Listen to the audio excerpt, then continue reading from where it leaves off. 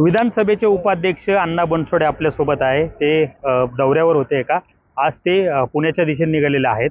बारामतीच्या दौऱ्यावर होते. आपण त्यांच्यासोबत बोलूया.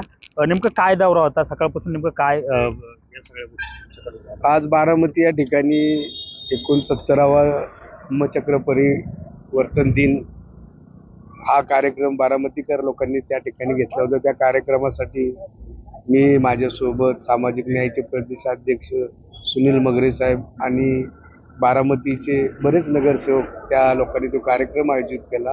त्या कार्यक्रमाच्या निमित्ताने मी त्या ठिकाणी उपस्थित होतो. कार्यक्रम होत असताना एका बाजूला पूरग्रस्त शेतकरी आहेत, त्यांना मदत सरकारकडून कधीपर्यंत मिळेल किंवा तसं सरकारकडून जाहीर करण्यात देखील आलेलं, पण मात्र सगळ्या आतमध्ये नेमकं काय चाललंय?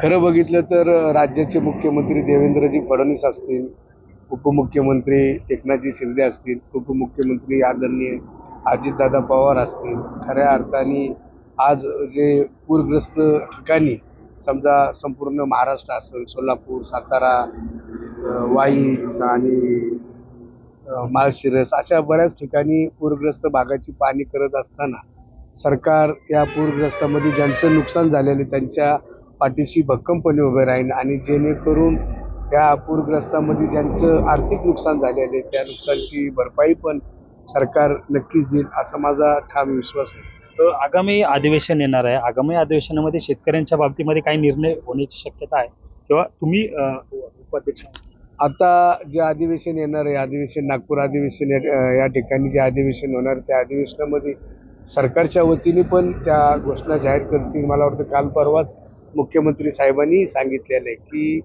महाराष्ट्र शासन त्यांच्या पाठीशी मजबूतपणे जेणेकरून ज्या शेतकऱ्यांचं नुकसान झालं असेल, ज्या ज्या लोकांची या पूरग्रस्त भागात नुकसान झालं असेल त्यांना सर्वतोपरी मदत करण्याचं ठरलेलं आहे. अधिवेशनामध्ये काय निर्णय घेण्याची शक्यता आहे का? अधिवेशनामध्ये तुम्ही येणार आहे त्यामध्ये काय निर्णय होईल का, किंवा अधिवेशनात काय नेमकं कशी चर्चा केली जाणार आहे काय?